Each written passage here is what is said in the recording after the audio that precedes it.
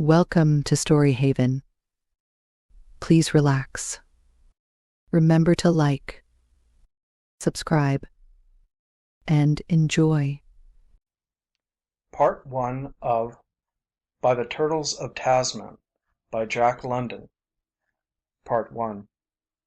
Law and order and restraint had carved Frederick Travers' face.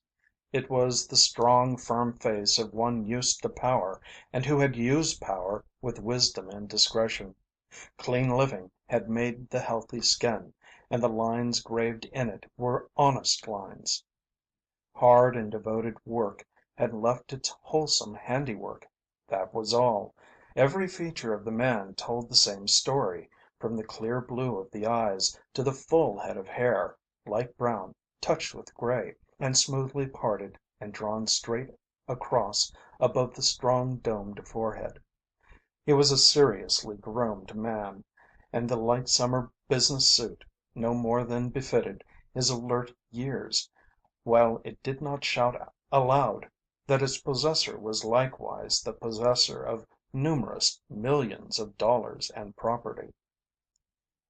For Frederick Travers hated ostentation.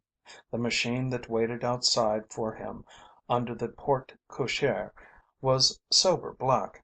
It was the most expensive machine in the county, yet he did not care to flaunt its price or horsepower in a red flare across the landscape, which also was mostly his, from the sand dunes and the everlasting beat of the Pacific breakers, across the fat bottom lands and upland pastures, to the far summits, clad with redwood forest and wreathed in fog and cloud. A rustle of skirts caused him to look over his shoulder. Just the faintest hint of irritation showed in his manner. Not that his daughter was the object, however. Whatever it was, it seemed to lie on the desk before him. "What is that outlandish name again?" she asked. "I know I shall never remember it. See, I've brought a pad to write it down." Her voice was low and cool, and she was a tall, well formed, clear skinned young woman. In her voice and complacence she, too, showed the drill marks of order and restraint. Frederick Travers scanned the signature of one or two letters on the desk. "Bronislawa Plaskowitskaya Travers," he read, then spelled the difficult first portion, letter by letter, while his daughter wrote it down. "Now, Mary," he added, "remember, Tom was always harum-scarum, and you must make allowances for this daughter of his. Her very name is disconcerting. I haven't seen him for years, and as for her " A shrug epitomized his apprehension. He smiled with an effort at wit. "Just the same, they're as much your family as mine. If he is my brother, he is your uncle, and if she's my niece, you're both cousins." Mary nodded. "Don't worry, father. I'll be nice to her, poor thing. What nationality was her mother, to get such an awful name?" "I don't know. Russian or Polish or Spanish or something. It was just like Tom. She was an actress or singer. I don't remember. They met in Buenos Aires. It was an elopement. Her husband " "Then she was already married?" Mary's dismay was unfeigned and spontaneous, and her father's irritation grew more pronounced. He had not meant that. It had slipped out. "There was a divorce afterward, of course. I never knew the details. Her mother died out in China. No, in Tasmania. It was in China that Tom " His lips shut with almost a snap. He was not going to make any more slips. Mary waited, then turned to the door, where she paused. "I've given her the rooms over the rose court," she said, "and I'm going now to take a last look." Frederick Travers turned back to the desk, as if to put the letters away, changed his mind, and slowly and ponderingly reread them. "Dear Fred, it's been a long time since I was so near to the old home, and I'd like to take a run up. Unfortunately, I played ducks and drakes with my Yucatan project. I think I wrote about it. And I'm broke as usual. Could you advance me funds for the run? I'd like to arrive first class. Polly is with me, you know. I wonder how you two will get along. Tom. P.S. If it doesn't bother you too much, send it along next mail. Dear Uncle Fred, the other letter ran, in what seemed to him a strange, foreign taught, yet distinctly feminine hand. Dad doesn't know I am writing this. He told me what he said to you. It is not true. He is coming home to die. He doesn't know it, but I've talked with the doctors, and he'll have to come home, for we have no money. We're in a stuffy little boarding house, and it is not the place for Dad. He's helped other persons all his life, and now is the time to help him. He didn't play ducks and drakes in Yucatan. I was with him, and I know. He dropped all he had there, and he was robbed. He can't play the business game against New Yorkers. That explains it all, and I am proud he can't. He always laughs and says I'll never be able to get along with you, but I don't agree with him. Besides, I've never seen a really, truly blood relative in my life, and there's your daughter. Think of it, a real live cousin. In anticipation, your niece, Bronislawa Plaskovitskaya Travers. P.S. You'd better telegraph the money, or you won't see Dad at all. He doesn't know how sick he is, and if he meets any of his old friends he'll be off and away on some wild goose chase. He's beginning to talk Alaska. Says it will get the fever out of his bones. Please know that we must pay the boarding house, or else we'll arrive without luggage. B.P.T. Frederick Travers opened the door of a large, built-in safe and methodically put the letters away in a compartment labeled Thomas Travers. Poor Tom, poor Tom, he sighed aloud. End of Part 1.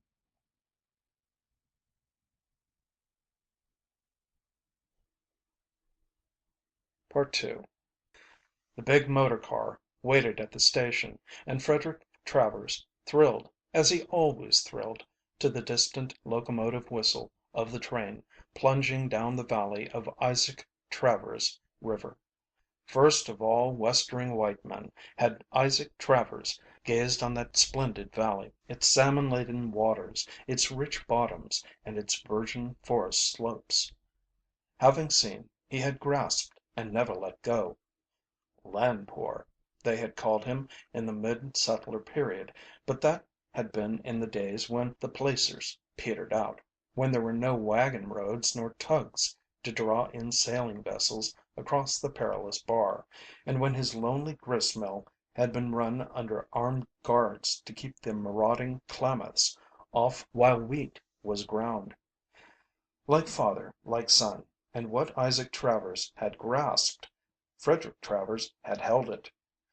It had been the same tenacity of hold. Both had been far visioned. Both had foreseen the transformation of the utter West, the coming of the railroad, and the building of the new empire on the Pacific shore. Frederick Travers thrilled, too, at the locomotive whistle, because, more than any man's, it was his railroad. His father had died still striving to bring the railroad in across the mountains that averaged $100,000 to the mile. He, Frederick, had brought it in. He had sat up nights over that railroad, bought newspapers, entered politics, and subsidized party machines, and he had made pilgrimages, more than once, at his own expense, to the railroad chiefs of the East. While all the country knew how many miles of his land were crossed by the right of way, none of the county guessed nor dreamed the number of his dollars which had gone into guarantees and railroad bonds. He had done much for his county, and the railroad was his last and greatest achievement, the capstone of the Travers effort, the momentous and marvelous thing that had been brought about just yesterday. It had been running 2 years, and highest proof of all of his judgment, dividends were in sight. And farther reaching reward was in sight. It was written in the books that the next governor of California was to be spelled Frederick A. Travers. 20 years had passed since he had seen his elder brother, and then it had been after a gap of 10 years. He remembered that night well. Tom was the only man who dared run the bar in the dark, and that last time, between nightfall and the dawn, with a southeaster breezing up, he had sailed his schooner in and out again. There had been no warning of his coming. A clatter of hoofs at midnight, a lathered horse in the stable, and Tom had appeared, the salt of the sea on his face, as his mother attested. An hour only he remained, and on a fresh horse was gone, while rain squalls rattled upon the windows and the rising wind moaned through the redwoods, the memory of his visit a whiff, sharp and strong, from the wild outer world. A week later, sea hammered and bar bound for that time, had arrived the revenue cutter Bear, and there had been a column of conjecture in the local paper, hints of a heavy landing of opium and of a vain quest for the mysterious schooner Halcyon. Only Fred and his mother and the several house Indians knew of the stiffened horse in the barn and of the devious way it was afterward smuggled back to the fishing village on the beach. Despite those 20 years, it was the same old Tom Travers that alighted from the Pullman. To his brother's eyes he did not look sick. Older he was, of course. The Panama hat did not hide the gray hair, and though indefinably hinting of shrunkenness, the broad shoulders were still broad and erect. As for the young woman with him, Frederick Travers experienced an immediate shock of distaste. He felt it vitally, yet vaguely.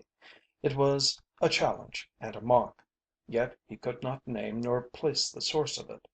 It might have been the dress, of tailored linen and foreign cut, the shirtwaist with its daring stripe, the black wilfulness of the hair, or the flaunt of poppies on the large straw hat, or it might have been the flash and color of her, the black eyes and brows, the flame of rose in the cheeks, the white of the even teeth that showed too readily.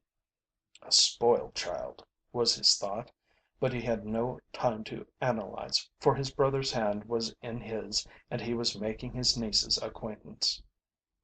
There it was again. She flashed and talked like her color, and she talked with her hands as well. He could not avoid noting the smallness of them. They were absurdly small, and his eyes went to her feet to make the same discovery. Quite oblivious of the curious crowd on the station platform, she had intercepted his attempt to lead to the motor car, and had ranged the brothers side by side. Tom had been laughingly acquiescent, but his younger brother was ill at ease, too conscious of the many eyes of his townspeople. He knew only the old Puritan way. Family displays were for the privacy of the family, not for the public. He was glad she had not attempted to kiss him. It was remarkable she had not. Already he apprehended anything of her. She embraced them, and penetrated them with sun warm eyes that seemed to see through them, and over them, and all about them. "You're really brothers," she cried, her hands flashing with her eyes. "Anybody can see it. And yet there is a difference. I don't know. I can't explain."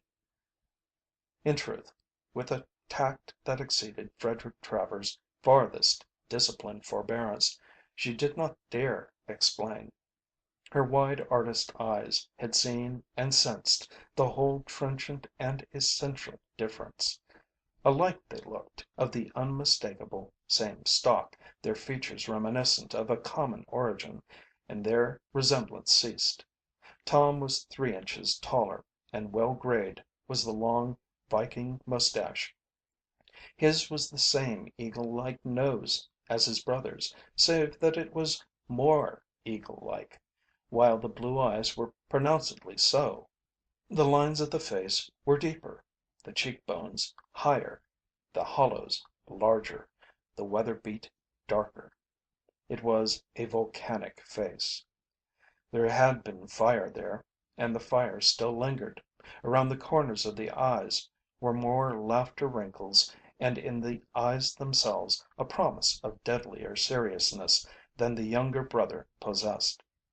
Frederick was bourgeois in his carriage, but in Tom's was a certain careless ease and distinction. It was the same pioneer blood of Isaac Travers in both men, but it had been retorted in widely different crucibles. Frederick represented the straight and expected line of descent. His brother expressed a vast and intangible something that was unknown in the Travers stock. It was all this that the black eyed girl saw and knew on the instant, all that had been inexplicable in the two men and their relationship cleared up in the moment she saw them side by side. "Wake me up," Tom was saying. "I can't believe I arrived on a train. And the population! There were only 4,000 30 years ago."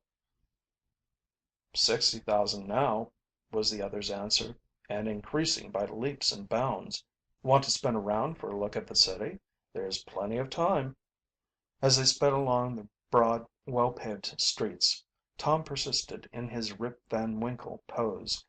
The waterfront perplexed him. Where he had once anchored his sloop in a dozen feet of water, he found solid land and railroad yards, with wharves and shipping still farther out. "Hold on! Stop!" he cried, a few blocks on, looking up at a solid business block. "Where is this, Fred?" "Fourth and Travers. Don't you remember?" Tom stood up and gazed around, trying to discern the anciently familiar configuration of the land under its clutter of buildings. "I think " he began hesitantly. "No, by George, I'm sure of it. We used to hunt cottontails over that ground, and shoot blackbirds in the brush. And there, where the bank building is, was a pond." He turned to Polly. "I built my first raft there, and got my first taste of the sea." "Heaven knows how many gallons of it," Frederick laughed, nodding to the chauffeur. "They rolled you on a barrel, I remember." "Oh, more!" Polly cried, clapping her hands. "There's the park," Frederick pointed out a little later, indicating a mass of virgin redwoods on the first dip of the bigger hills. "Father shot 3 grizzlies there one afternoon," was Tom's remark. "I presented 40 acres of it to the city," Frederick went on. "Father bought the quarter section for $1 an acre from Leroy." Tom nodded, and the sparkle and flash in his eyes, like that of his daughter, were unlike anything that ever appeared in his brother's eyes. "Yes," he affirmed. "Leroy, the negro squawman. I remember the time he carried you and me on his back to Alliance, the night the Indians burned the ranch. Father stayed behind and fought." "But he couldn't save the grist mill. It was a serious setback to him." "Just the same, he nailed 4 Indians." In Polly's eyes now appeared the flash and sparkle. "An Indian fighter!" she cried. "Tell me about him." "Tell her about Travers Ferry," Tom said. "That's a ferry on the Klamath River, on the way to Orleans Bar and Siskiyou. There was great packings into the diggings in those days, and among other things, Father had made a location there. There was rich bench farming land too. He built a suspension bridge, wove the cables on the spot with sailors and materials freighted in from the coast. It cost him $20,000. The first day it was open, 800 mules crossed at $1 a head, to say nothing of the toll for foot and horse. That night the river rose. The bridge was 140 feet above low water mark. Yet the freshet rose higher than that and swept the bridge away. He'd have made a fortune there otherwise." "That wasn't it at all," Tom blurted out impatiently. It was at Traverse Ferry that Father and old Jacob Vance were caught by a war party of Mad River Indians. Old Jacob was killed right outside the door of the log cabin. Father dragged the body inside and stood the Indians off for a week. Father was some shot. He buried Jacob under the cabin floor. "I still run the ferry," Frederick went on, "though there isn't so much travel as in the old days. I freight by wagon road to the reservation, and then mule back on up the Klamath and clear into the forks of Little Salmon. I have 12 stores on that chain now, a stage line to the reservation, and a hotel there. Quite a tourist trade is beginning to pick up." And the girl, with curious, brooding eyes, looked from brother to brother as they so differently voiced themselves and life. "Aye, he was some man, Father was," Tom murmured. There was a drowsy note in his speech that drew a quick glance of anxiety from her. The machine had turned into the cemetery and now halted before a substantial vault on the crest of the hill. "I thought you'd like to see it," Frederick was saying. "I built that mausoleum myself, most of it with my own hands. Mother wanted it. The estate was dreadfully encumbered. The best bid I could get out of the contractors was 11,000. I did it myself for a little over 8." "Must have worked nights," Tom murmured admiringly and more sleepily than before. "I did, Tom, I did. Many a night by lantern light I was so busy. I was reconstructing the waterworks then. The artesian wells had failed, and Mother's eyes were troubling her. You remember, cataract. I wrote you. She was too weak to travel, and I brought the specialists up from San Francisco. Oh, my hands were full. I was just winding up the disastrous affairs of the steamer line Father had established to San Francisco, and I was keeping up the interest on mortgages to the tune of $180,000." A soft, stertorous breathing interrupted him. Tom, chin on chest, was asleep. Polly, with a significant look, caught her uncle's eye. Then her father, after an uneasy, restless movement, lifted drowsy lids. "Deuced warm day," he said with a bright, apologetic laugh. "I've been actually asleep. Are we near home?" Frederick nodded to the chauffeur, and the car rolled on. End of Part 2.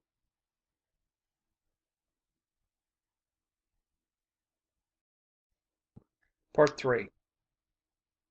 The house that Frederick Travers had built when his prosperity came was large and costly, sober and comfortable, and with no more pretense than was naturally attendant on the finest country home in the county.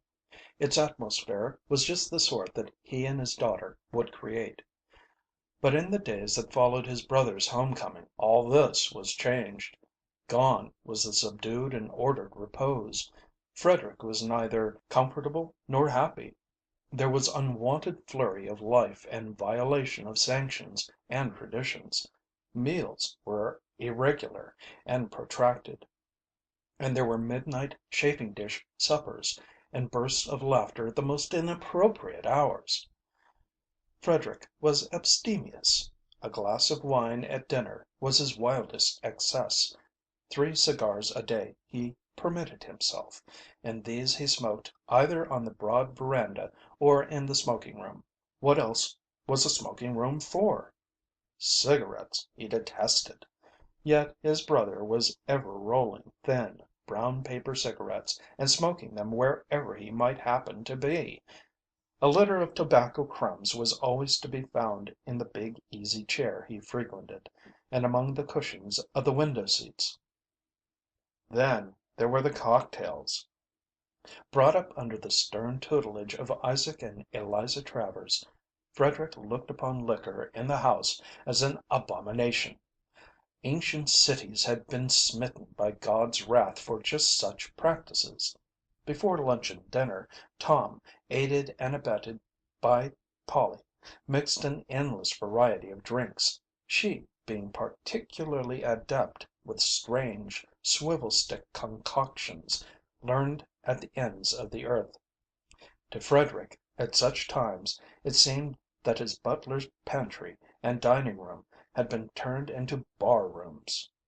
When he suggested this, under a facetious show, Tom proclaimed that when he made his pile he would build a liquor cabinet in every living room of his house.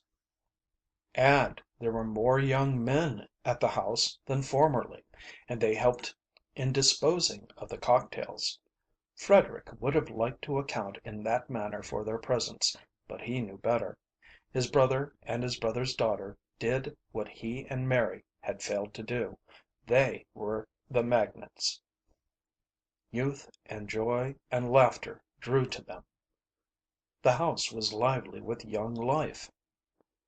Ever, day and night, the motor cars honked up and down the graveled drives.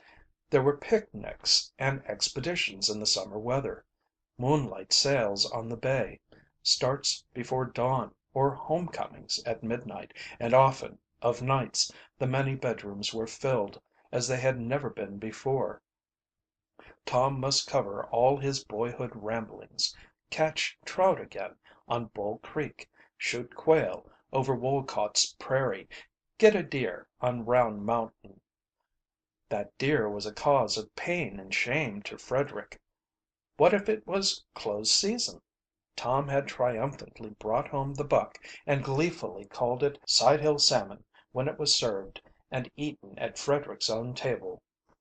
They had clambakes at the head of the bay, and musselbakes down by the roaring surf, and Tom told shamelessly of the Halcyon and of the run of contraband, and asked Frederick before them all how he had managed to smuggle the horse back to the fishermen without discovery. All the young men were in the conspiracy with Polly to pamper Tom to his heart's desire, and Frederick heard the true inwardness of the killing of the deer, of its purchase from the overstocked Golden Gate Park, of its crated carriage by train, horse team, and mule back to the fastnesses of Round Mountain, of Tom falling asleep beside the deer run the first time it was driven by, of the pursuit by the young men, the jaded saddle horses, the scrambles and the falls, and the roping of it at Burnt Ranch clearing, and finally of the triumphant culmination when it was driven past a second time and Tom had dropped it at 50 yards. To Frederick there was a vague hurt in it all. When had such consideration been shown him? There were days when Tom could not go out, postponements of outdoor frolics, when, still the center, he sat and drowsed in the big chair, waking at times, in that unexpected, queer, bright way of his, to roll a cigarette and call for his ukulele, a sort of miniature guitar of Portuguese invention. Then, with strumming and tum-tumming, the live cigarette laid aside to the imminent peril of polished wood, his full baritone would roll out in South Sea hulas and sprightly French and Spanish songs. One, in particular, had pleased Frederick at first. The favorite song of a Tahitian king, Tom explained, the last of the Pomers, who had himself composed it, and was wont to lie on his mats by the hour singing it. It consisted of the repetition of a few syllables. "Et mu ru ru et vau," it ran, and that was all of it, sung in a stately, endless, ever varying chant, accompanied by solemn chords from the ukulele. Polly took great joy in teaching it to her uncle, but when, himself questing for some of this genial flood of life that bathed about his brother, Frederick essayed the song, he noted suppressed glee on the part of his listeners, which increased, through giggles and snickers, to a great outburst of laughter. To his disgust and dismay he learned that the simple phrase he had repeated and repeated was nothing else than "I am so drunk." He had been made a fool of, over and over, solemnly and gloriously. He, Frederick Travers had announced how drunk he was. After that he slipped quietly out of the room whenever it was sung. Nor could Polly's later explanation that the last word was happy and not drunk reconcile him, for she had been compelled to admit that the old king was a toper and that he was always in his cups when he struck up the chant. Frederick was constantly oppressed by the feeling of being out of it all. He was a social being, and he liked fun, even if it were of a more wholesome and dignified brand than that to which his brother was addicted. He could not understand why in the past the young people had voted his house a bore and come no more, save on state and formal occasions, until now, when they flocked to it and to his brother, but not to him. Nor could he like the way the young women petted his brother and called him Tom, while it was intolerable to see them twist and pull his buccaneer mustache in mock punishment when his sometimes too jolly banter sank home to them. Such conduct was a profanation to the memory of Isaac and Eliza Travers. There was too much an air of revelry in the house. The long table was never shortened, while there was extra help in the kitchen. Breakfast extended from 4 until 11, and the midnight suppers, entailing raids on the pantry and complaints from the servants, were a vexation to Frederick. The house had become a restaurant, a hotel, he sneered bitterly to himself, and there were times when he was sorely tempted to put his foot down and reassert the old ways. But somehow the ancient sorcery of his masterful brother was too strong upon him, and at times he gazed upon him with a sense almost of awe, groping to fathom the alchemy of charm, baffled by the strange lights and fires in his brother's eyes, and by the wisdom of far places and of wild nights and days written in his face. What was it? What lordly vision had the other glimpsed? He, the irresponsible and careless one! Frederick remembered a line of an old song: "Along the shining ways he came." Why did his brother remind him of that line? Had he, who in boyhood had known no law, who in manhood had exalted himself above law, in truth found the shining ways? There was an unfairness about it that perplexed Frederick, until he found solace in dwelling upon the failure Tom had made of life. Then it was, in quiet intervals, that he got some comfort, and stiffened his own pride by showing Tom over the estate. "You have done well, Fred," Tom would say. "You have done very well." He said it often, and often he drowsed in the big smooth running machine. "Everything orderly and sanitary and spick and span, not a blade of grass out of place," was Polly's comment. "How do you ever manage it? I should not like to be a blade of grass on your land," she concluded, with a little shivery shudder. "You have worked hard," Tom said. "Yes, I have worked hard," Frederick affirmed. "It was worth it." He was going to say more, but the strange flash in the girl's eyes brought him to an uncomfortable pause. He felt that she measured him, challenged him. For the first time his honorable career of building a county commonwealth had been questioned, and by a chit of a girl, the daughter of a wastrel, herself but a flighty, fly-away, foreign creature. Conflict between them was inevitable. He had disliked her from the first moment of meeting. She did not have to speak. Her mere presence made him uncomfortable. He felt her unspoken disapproval, though there were times when she did not stop at that. Nor did she mince language. She spoke forthright, like a man, and as no man had ever dared to speak to him. "I wonder if you ever miss what you've missed," she told him. "Do you ever, once in your life, turn yourself loose and rip things up by the roots? Did you ever once get drunk? Or smoke yourself black in the face? Or dance a hoedown on the Ten Commandments? Or stand up on your hind legs and wink like a good fellow at God?" "Isn't she a rare one?" Tom gurgled. "Her mother over again." Outwardly smiling and calm, there was a chill of horror at Frederick's heart. It was incredible. "I think it is the English," she continued, "who have a saying that a man has not lived until he has kissed his woman and struck his man. I wonder, confess up now, if you ever struck a man." "Have you?" he countered. She nodded, an angry, reminiscent flash in her eyes, and waited. "No, I have never had that pleasure," he answered slowly. "I early learned control."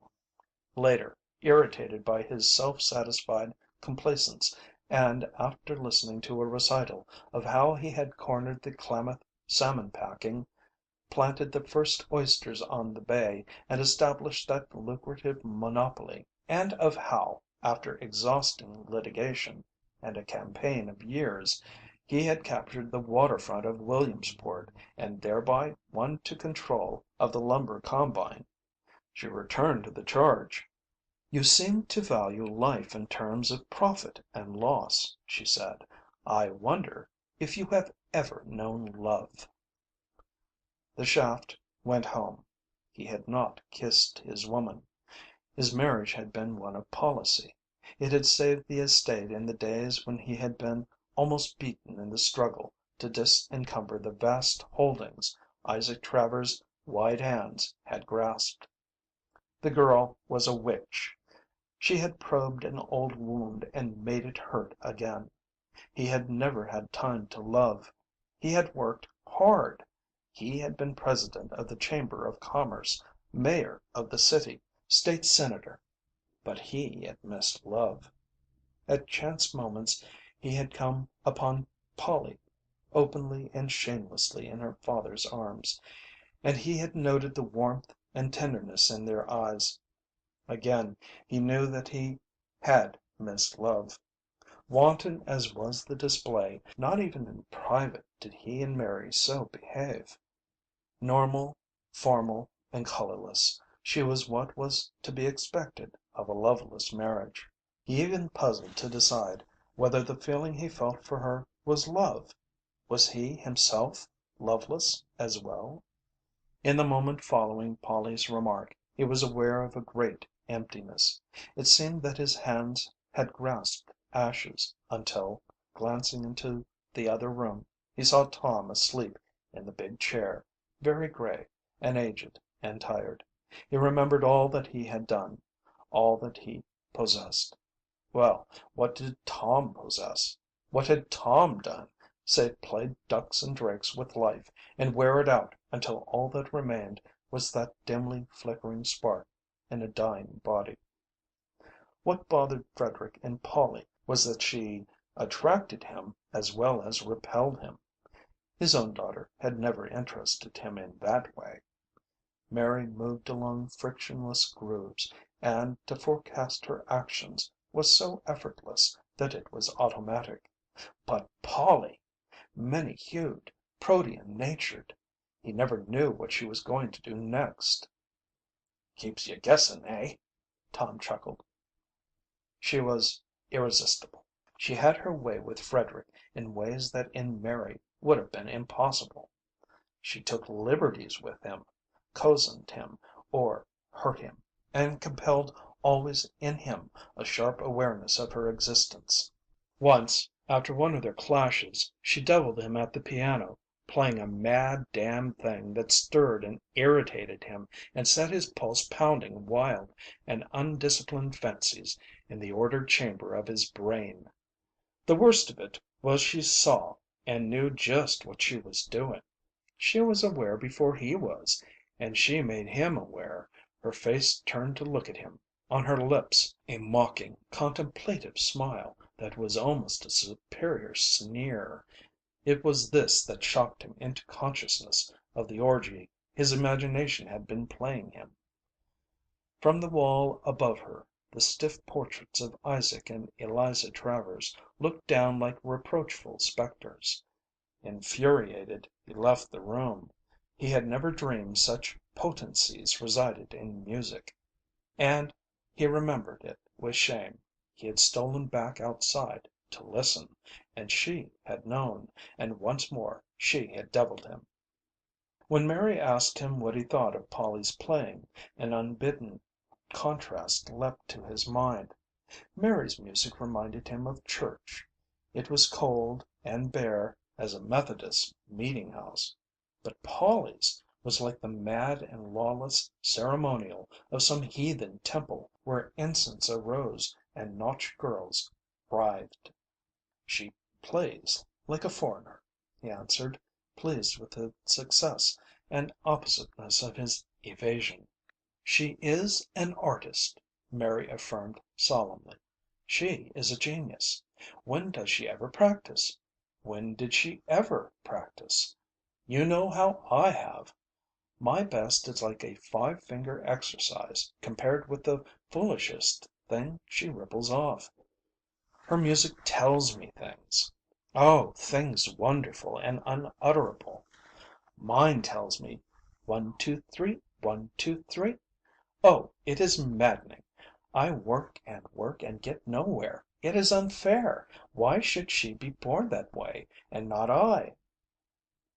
Love was Frederick's immediate and secret thought, but before he could dwell upon the conclusion, the unprecedented had happened, and Mary was sobbing in a breakdown of tears. He would have liked to take her in his arms, after Tom's fashion, but he did not know how. He tried, and found Mary as unschooled as himself. It resulted only in an embarrassed awkwardness for both of them. The contrasting of the two girls was inevitable. Like father, like daughter. Mary was no more than a pale camp follower of a gorgeous, conquering general. Frederick's thrift had been sorely educated in the matter of clothes. He knew just how expensive Mary's clothes were, yet he could not blind himself to the fact that Polly's vagabond makeshifts, cheap and apparently haphazard, were always all right and far more successful. Her taste was unerring. Her ways with a shawl were inimitable. With a scarf she performed miracles. "She just throws things together," Mary complained. "She doesn't even try. She can dress in 15 minutes. And when she goes swimming, she beats the boys out of the dressing rooms." Mary was honest and incredulous in her admiration. "I can't see how she does it. No one could dare those colors, but they look just right on her. She's always threatened that when I become finally flat broke she'd set up dressmaking and take care of both of us," Tom contributed. Frederick, looking over the top of a newspaper, was witness to an illuminating scene. Mary, to his certain knowledge, had been primping for an hour ere she appeared. "Oh, how lovely!" was Polly's ready appreciation. Her eyes and face glowed with honest pleasure, and her hands wove their delight in the air. "But why not wear that bow so, and thus?" Her hands flashed to the task, and in a moment the miracle of taste and difference achieved by her touch was apparent even to Frederick. Polly was like her father, generous to the point of absurdity with her meager possessions. Mary admired a Spanish fan, a Mexican treasure that had come down from one of the grand ladies of the court of the Emperor Maximilian. Polly's delight flamed like wildfire. Mary found herself the immediate owner of the fan, almost laboring under the fictitious impression that she had conferred an obligation by accepting it. Only a foreign woman could do such things, and Polly was guilty of similar gifts to all the young women. It was her way. It might be a lace handkerchief, a pink pomatum pearl, or a comb of hawksbill turtle. It was all the same. Whatever their eyes rested on in joy was theirs. To women, as to men, she was irresistible.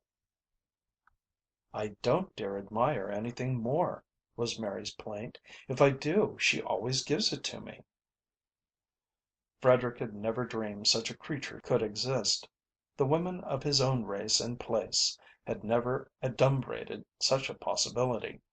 He knew that whatever she did, her quick generosities, her hot enthusiasms or angers, her birdlike caressing ways, was unbelievably sincere. Her extravagant moods, at the same time, shocked and fascinated him. Her voice was as mercurial as her feelings. There were no even tones, and she talked with her hands. Yet, in her mouth, English was a new and beautiful language, softly limpid, with an audacity of phrase and tellingness of expression that conveyed subtleties and nuances as unambiguous and direct as they were expected from one of such childlikeness and simplicity. He woke up of nights and on his darkened eyelids saw bright memory pictures of the backward turn of her vivid, laughing face. End of Part 3.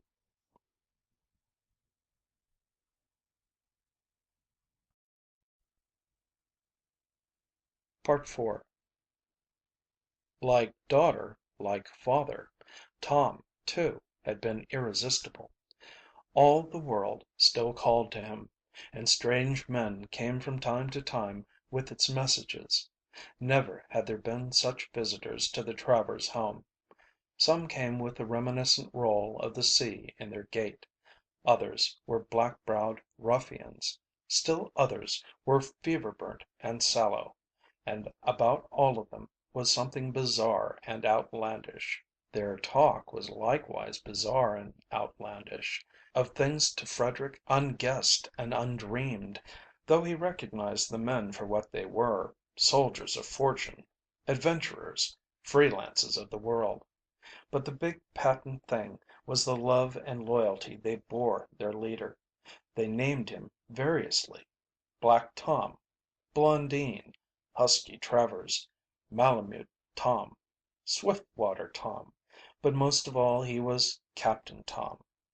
Their projects and propositions were equally various, from the South Sea trader with the discovery of a new guano island, and the Latin American with a nascent revolution on his hands, on through Siberian gold chases and the prospecting of the placer benches of the upper Kuskokeem, to darker things that were mentioned only in whispers.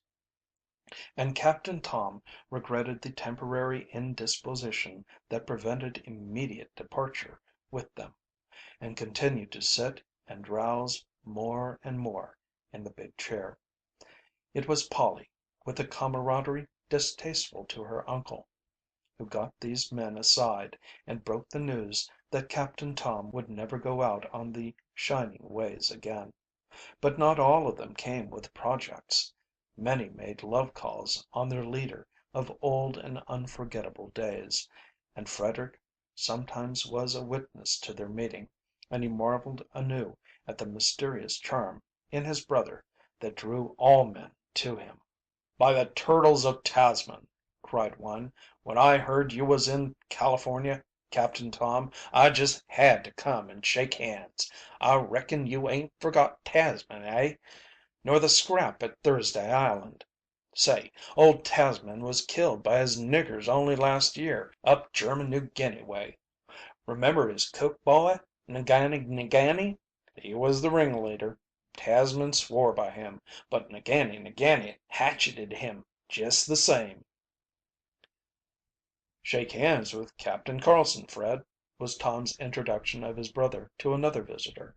"He pulled me out of a tight place on the West Coast once. I'd have cashed in, Carlson, if you hadn't happened along."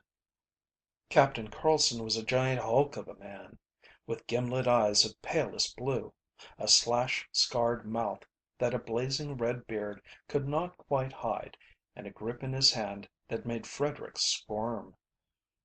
A few minutes later Tom had his brother aside. "Say, Fred, do you think it will bother to advance me 1,000?" "Of course," Frederick answered splendidly. "You know half of that I have is yours, Tom." And when Captain Carlson departed Frederick was morally certain that the $1,000 departed with him.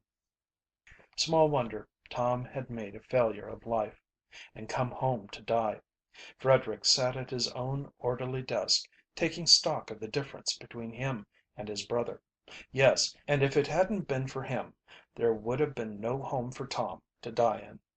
Frederick cast back for solace through their joint history. It was he who had always been the mainstay, the dependable one. Tom had laughed and rollicked, played hooky from school, disobeyed Isaac's commandments. To the mountains, or the sea, or in hot water with the neighbors and the town authorities, it was all the same. He was everywhere save where the dull plod of work obtained, and work was work in those backwoods days, and he, Frederick, had done the work. Early and late and all days he had been at it.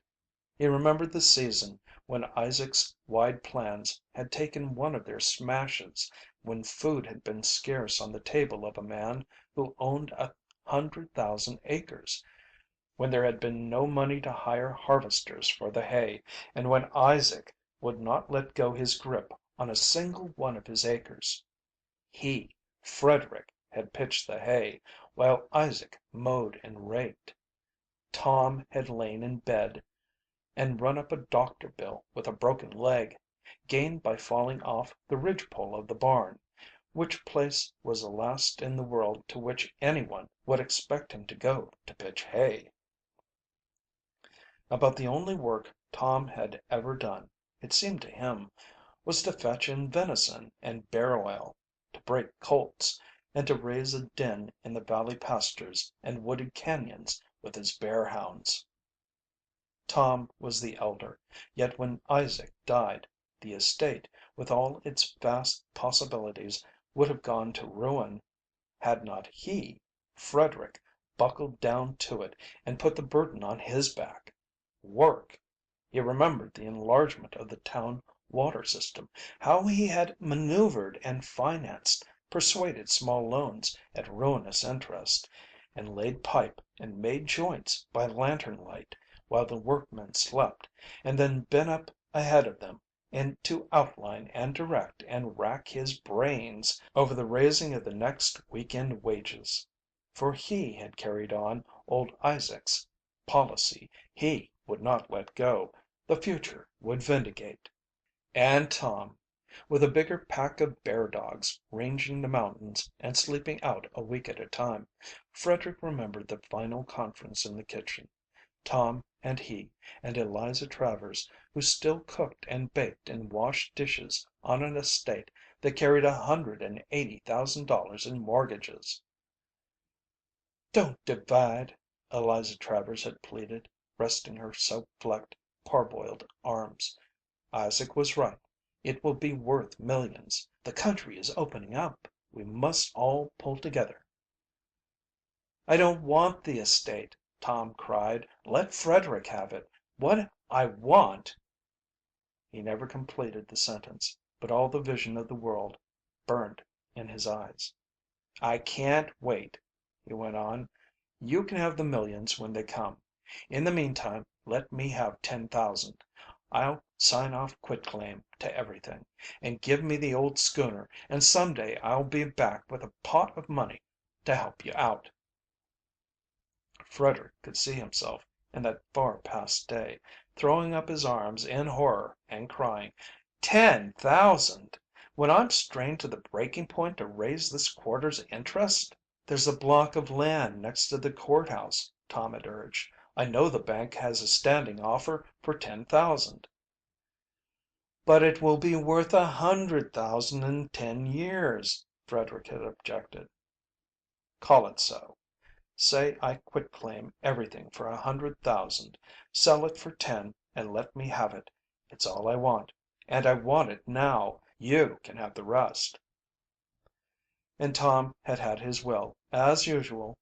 The block had been mortgaged instead of sold, and sailed away in the old schooner, the benediction of the town upon his head, for he had carried away in his crew half the riffraff of the beach. The bones of the schooner had been left on the coast of Java. That had been when Eliza Travers was being operated on for her eyes, and Frederick had kept it from her until indubitable proof came that Tom was still alive. Frederick went over to his files and drew out a drawer labeled Thomas Travers. In it were packets, methodically arranged. He went over the letters. They were from everywhere: China, Rangoon, Australia, South Africa, the Gold Coast, Patagonia, Armenia, Alaska. Briefly and infrequently written, they epitomized the wanderer's life.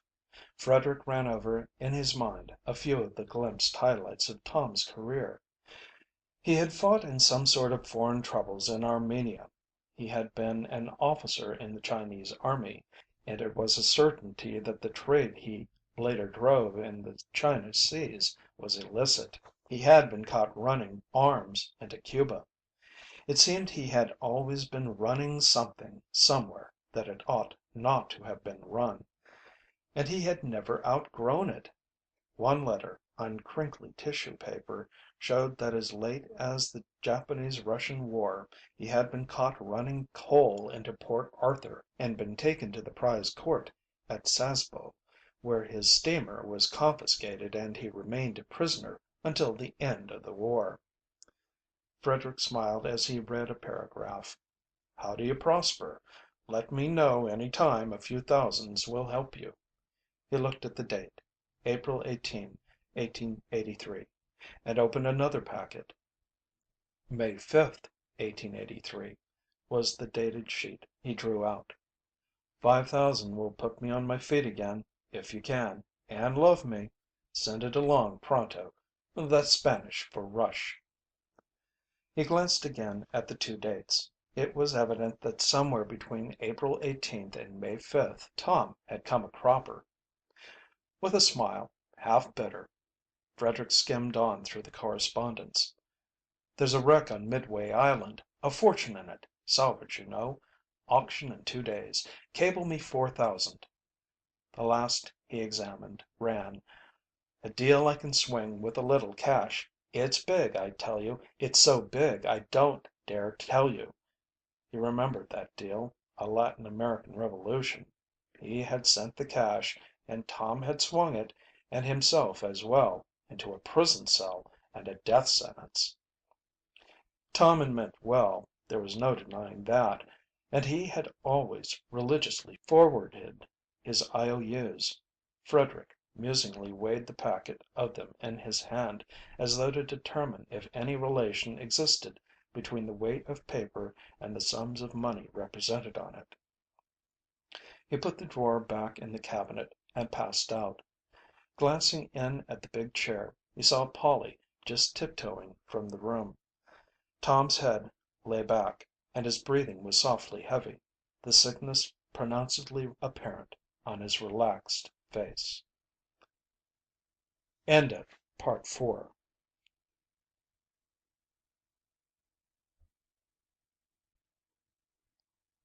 Part 5. "I have worked hard," Frederick explained to Polly that evening on the veranda, unaware that when a man explains it is a sign his situation is growing parlous.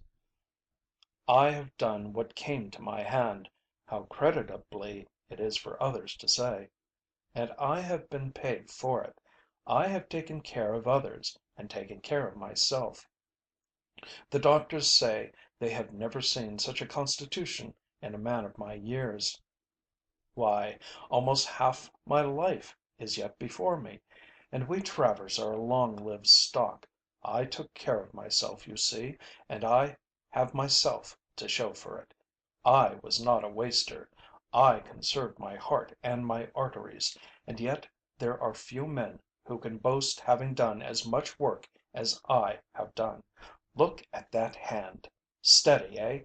It will be as steady 20 years from now. There is nothing in playing fast and loose with oneself." And all the while Polly had been following the invidious comparison that lurked behind his words. "You can write honorable before your name. she flashed up proudly. "But my father has been a king. He has lived. Have you lived? What have you got to show for it? Stocks and bonds, and houses and servants. Poof! Heart and arteries and a steady hand. Is that all? Have you lived merely to live? Were you afraid to die? I'd rather sing one wild song and burst my heart with it than live 1,000 years watching my digestion and being afraid of the wet. When you are dust, my father will be ashes. That is the difference." "But, my dear child," he began. "What have you got to show for it?" she flamed on. "Listen." From within, through the open window, came the tinkling of Tom's ukulele and the rollicking lilt of his voice in an Hawaiian hula. It ended in a throbbing, primitive love call from the sensuous tropic night that no one could mistake. There was a burst of young voices and a clamor for more. Frederick did not speak. He had sensed something vague and significant. Turning, he glanced through the window at Tom, flushed and royal, surrounded by the young men and women, under his Viking mustache, lighting a cigarette from a match held to him by one of the girls. It abruptly struck Frederick that never had he lighted a cigar at a match held in a woman's hand. "Dr. Tyler says he oughtn't to smoke. It only aggravates," he said, and it was all he could say.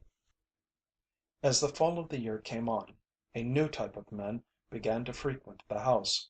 They proudly called themselves "sourdoughs," and they were arriving in San Francisco on the winter's furlough from the gold diggings of Alaska.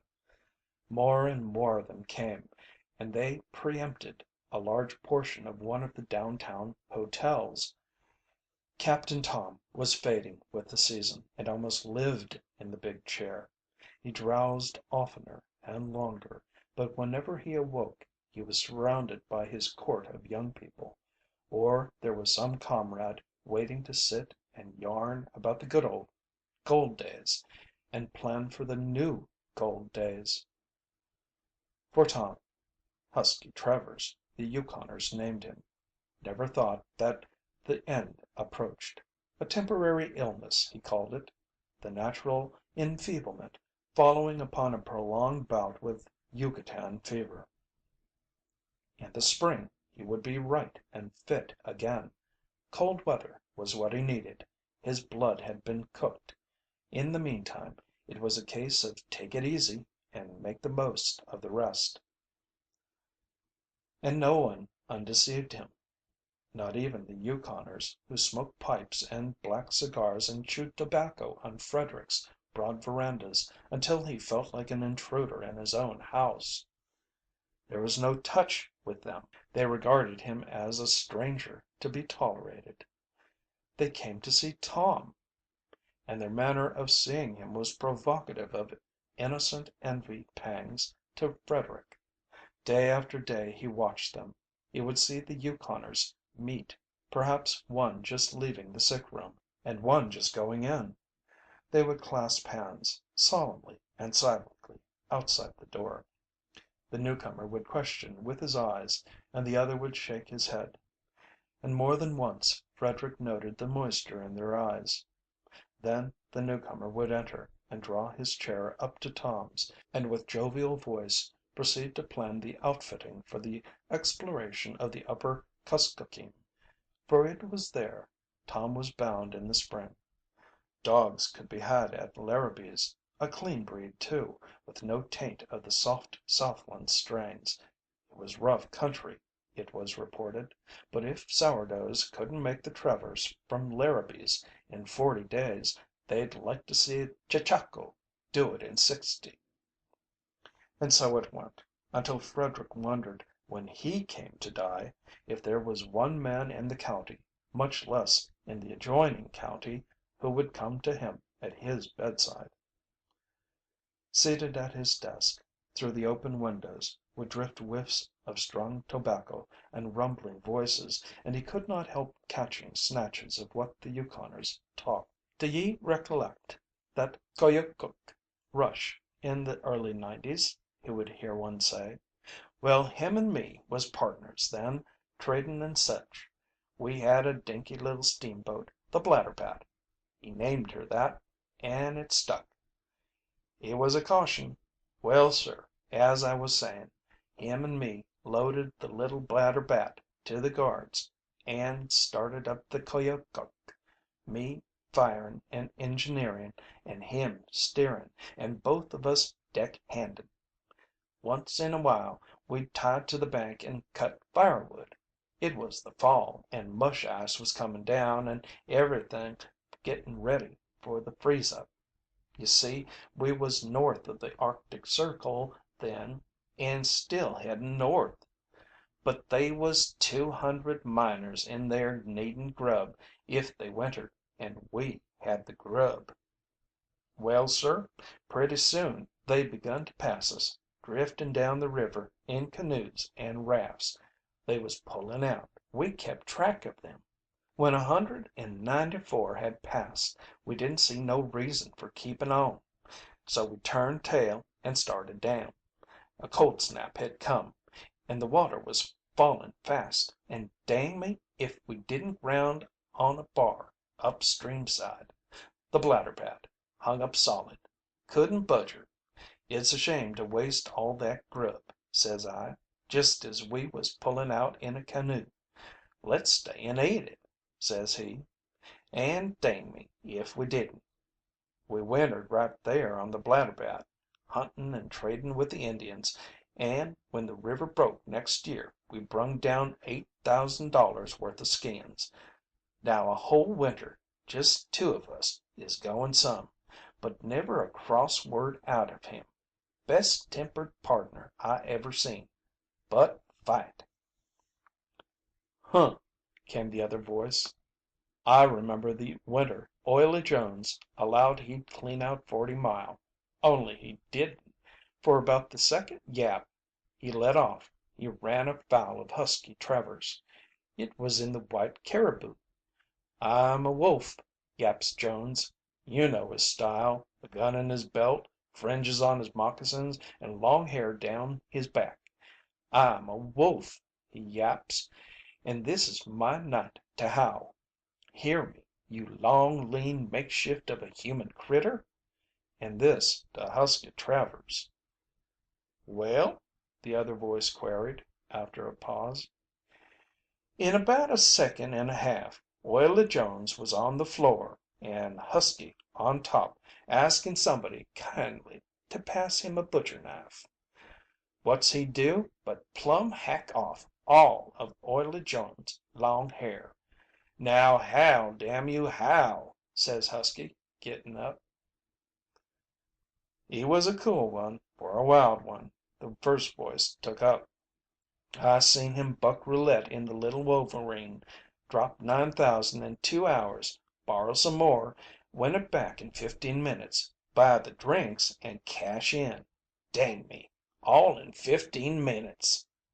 One evening Tom was unusually brightly awake, and Frederick, joining the rapt young circle, sat and listened to his brother's serio comic narrative of the night, of wreck on the island of Blang, of the swim through the sharks where half the crew was lost, of the great pearl which Dessaix brought ashore with him, of the head decorated palisade that surrounded the grass palace wherein dwelt the Malay queen with her royal consort, a shipwrecked Chinese Eurasian, of the intrigue for the pearl of Dessaix, of mad feasts and dances in the barbaric night, and quick dangers and sudden deaths, of the queen's love making to Dessaix, of Dessaix's love making to the queen's daughter, and of Dessaix, every joint crushed, still alive, staked out on the reef at low tide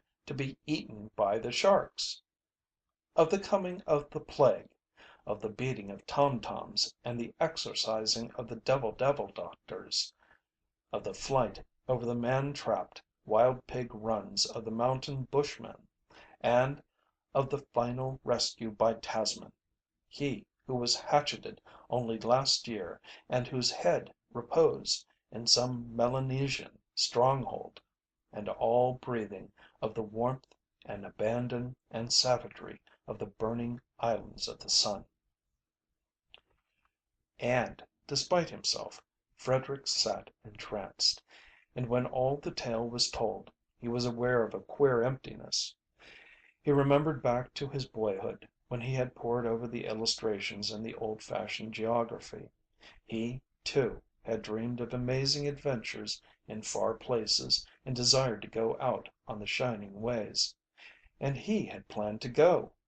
Yet he had known only work and duty.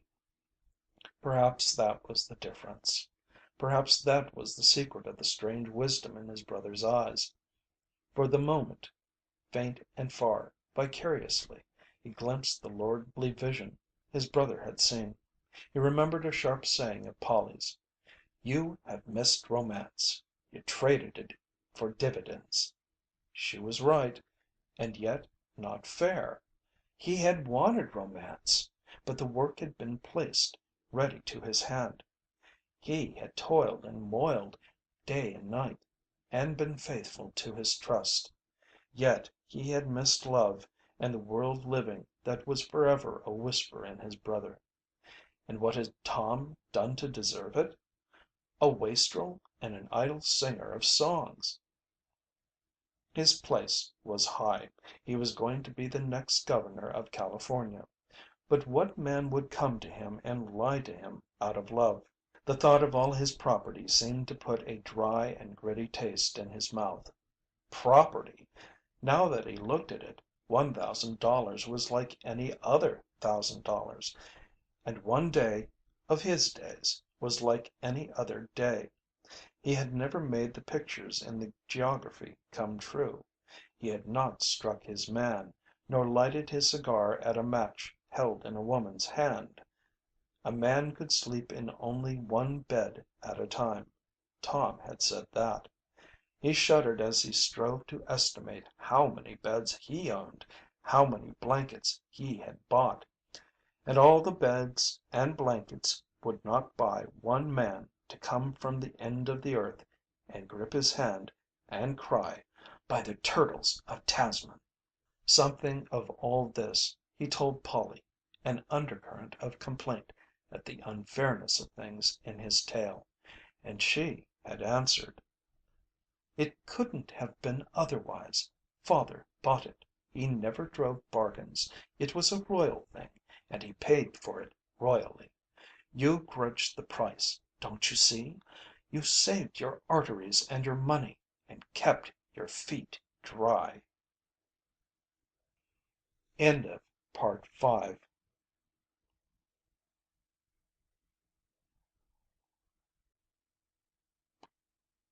Part 6.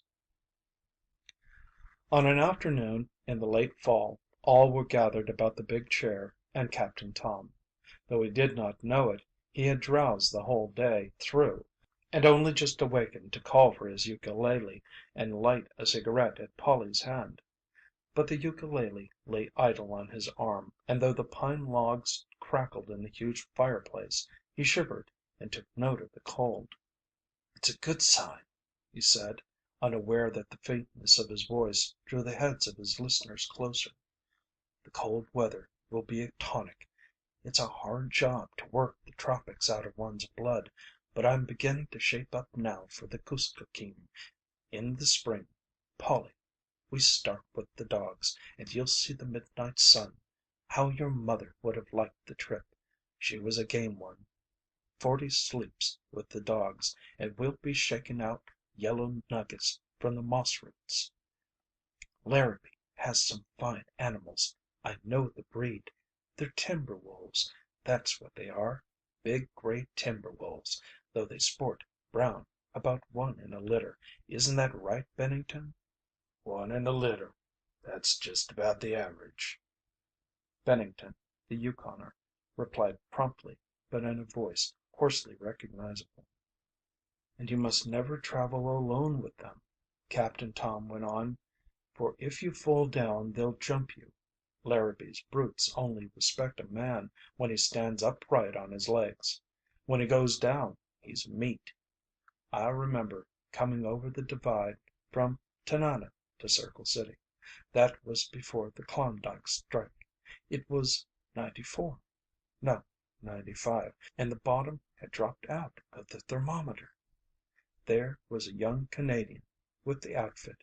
His name was, it was a peculiar one. Wait a minute. It will come to me."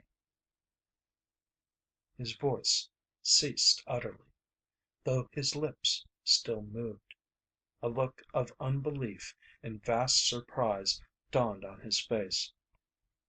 Followed a sharp, convulsive shudder, and in that moment, without warning, he saw death. He looked clear-eyed and steady, as if pondering, then turned to Polly. His hand moved impotently, as if to reach hers, and when he found it, his fingers could not close. He gazed at her with a great smile that slowly faded. The eyes drooped as the life went out, and remained a face of quietude and repose. The ukulele clattered to the floor. One by one they went softly from the room, leaving Polly alone. From the veranda Frederick watched a man coming up the driveway. By the roll of the sea in his walk, Frederick could guess for whom the stranger came. The face was swarthy with sun and wrinkled with age that was given the lie by the briskness of his movements and the alertness in the keen black eyes. In the lobe of each ear was a tiny circlet of gold. "How do you do, sir?" the man said, and it was patent that English was not the tongue he had learned at his mother's knee. "How's Captain Tom? They told me in the town that he was sick." "My brother is dead," Frederick answered.